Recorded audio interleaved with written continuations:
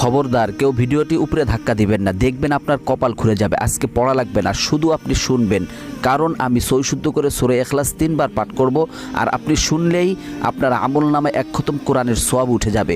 তো চলুন শুরু করা যাক। তো শুরু করার আগে যদি ভিডিওটি ভালো লাগে অবশ্যই চ্যানেলটি সাবস্ক্রাইব, ভিডিওটি লাইক এবং ভিডিওটি শেয়ার করার অনুরোধ করছি। তো চলুন শুনে আসি 3 বার। বিসমিল্লাহির রহমানির রহিম।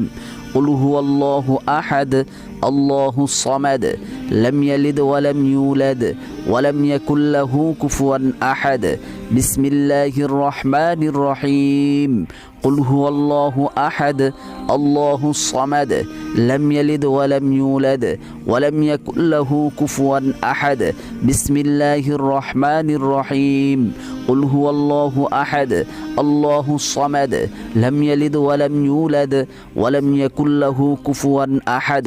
যারা শুনেছেন তাদের আমলনামায় 1 খতম কোরআনের সওয়াব উঠে গিয়েছে।